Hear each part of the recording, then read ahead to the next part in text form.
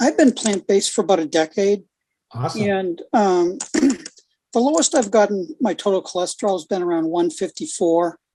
And more typically it's 180. And the LDL, the lowest it's ever been is 90.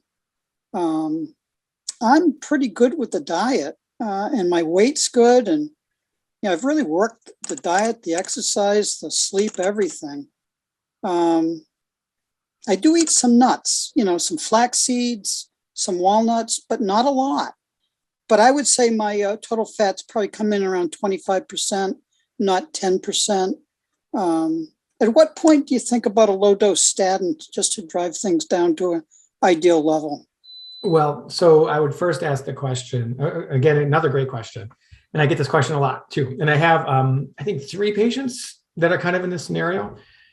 But the first question is, do you have heart disease or not? Because it's kind of a different mindset, primary prevention versus secondary prevention. In a primary prevention patient who's been healthy and does not have any documented vascular disease and never had a heart attack, stroke, a stent, an aneurysm, one of those things, then, having an LDL cholesterol around the 80 or 90 mark with the total in the 150 to 180, as long as you're doing everything else right to protect your endothelium from injury, it's not going to be a devastating thing. Now, if it was secondary prevention, like somebody's already had an event, a heart attack, a stroke, a clog, something that happened, then it would be very important to try to get that LDL cholesterol down at least less than 70, and depending on your age, many experts think less, in the 50 range. Now, one thing you could think about is doing a more advanced lipid profile. There's Boston Heart, Cleveland Heart, Berkeley Heart Labs that will do some other analysis for you, which could help you to make a decision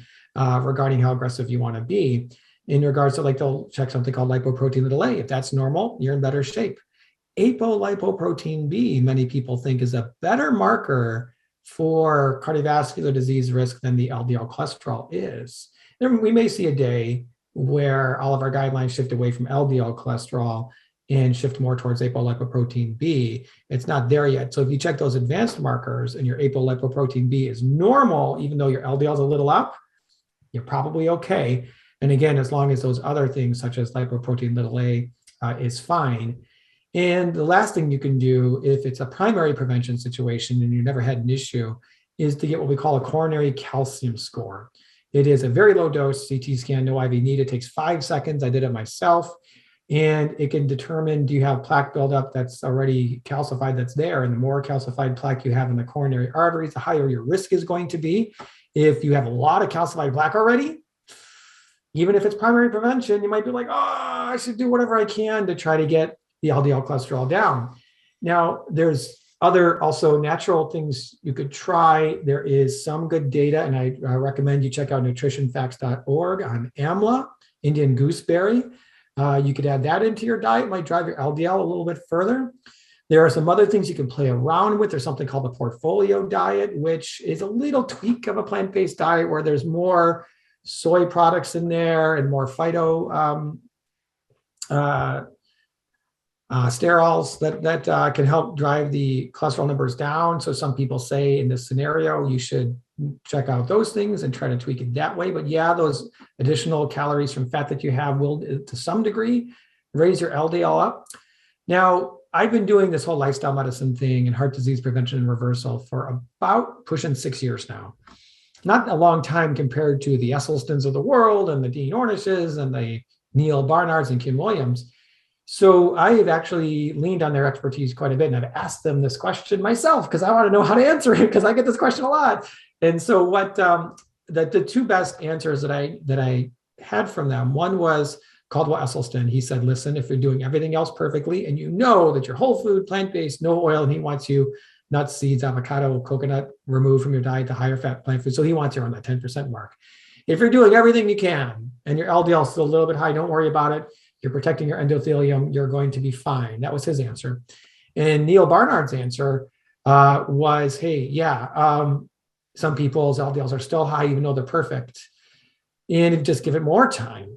Slowly over time, his answer was it should slowly creep down over, kind of as the plaque regresses, then it should slowly come down. And I forget if you mentioned or not, whether or not you're at ideal body weight, because every pound of body weight, the LDL tends to come down by about 1 point on average in population-based studies. So if you're above ideal body weight, losing that weight is also a way that you can get the LDL number down just a little bit further. So. Thank you very, very much for that, Dr. Lome. And up next, we have Stephanie P. I'm going to unmute you. Hi, Stephanie. Welcome. Hi, Dr. Stephen. Thank you for doing this. While you were doing your presentation, I was inspired to go look at my charts and see if anything was alarming. Can you just tell me if anything I should be concerned about? Cholesterol 220, HDL 111, LDL 93, and triglycerides 80. Is any of that scary? A little bit. So what I would say is the triglycerides are great. That's awesome. We usually, in a perfect world, we'd like the total cholesterol under 150, the LDL under 70. But you have an interesting scenario, which I also see relatively commonly, where the HDL is very high, 110 is very high. It is more common in elite athletes. It can happen with liver problems sometimes as well. In young women, the effects of estrogen, the HDL goes up. And I think, what you want to really try to do, get the cholesterol LDL down by reducing cholesterol saturated fat, making sure your weight's near ideal as best as you can. And then this whole HDL thing, if a doctor ever tells you you're fine because your HDL is high, they're wrong. That's not right. So historically, we've always said, HDL is the good cholesterol, it's healthy. I used to tell people, HDL healthy high, you want it high, all the H's, you always remember that. LDL lethal low, you want the LDL low. But what more and more research has really shown is that raising the HDL super high is not necessarily a good thing. HDL cholesterol is still cholesterol. It still can contribute to the atherosclerotic process, not as much to the same degree as LDL cholesterol, no question. We always talk about HDL does reverse cholesterol transport, brings cholesterol from the organs to the liver, process it, and then literally goes through your bile into your intestines and you poop it out. So I remember writing an article once saying, poop out your heart disease, because that's really what happens is you literally excrete it in your bile and you poop it out. So you're pooping out your heart disease if you're reversing it. That's where it goes, right? Anyways, so there were lots of different therapies that artificially raised HDL cholesterol. Niacin can raise HDL cholesterol, did not prevent heart attacks or strokes, did not improve mortality, no longer recommended by the American Heart Association, American College of Cardiology for the prevention of cardiovascular disease. Pfizer did a study on a drug called torcetrapib, which they developed to block a specific pathway in the cholesterol metabolism. And it could double, triple, and some people even quadruple the HDL cholesterol. So it could knock people's HDLs up to 110, 120, 130. And they're like, this is great. You're going to have all this healthy HDL cholesterol. We are going to reverse all this heart disease. What if this is the cure for heart disease? And guess what happened in the clinical trials as they're trying to get FDA approval? Didn't prevent heart attacks, didn't prevent heart disease, increased stroke risk, never became FDA approved. Pfizer lost $1 billion with a B dollars and abandoned their whole cardiovascular drug research section of their company. So raising HDL is not thought to be what we want to do. There is some interesting other anecdotes that kind of go along with that, some other science that there's a mutation in HDL called the ApoB Milano lipoprotein, which was discovered in this family in Italy, where they had this really low HDL in 20 to 30 range, but they never developed atherosclerotic heart disease at all, even though their HDL was low. And so researchers analyzed it, they found this mutation, and they found that it was an extraordinarily efficient HDL, but the number was low. They measured what's called the efflux capacity, the capacity of each individual HDL molecule to do its job in the reverse cholesterol transport. There's a really good published study in the New England Journal of Medicine that kind of goes over this.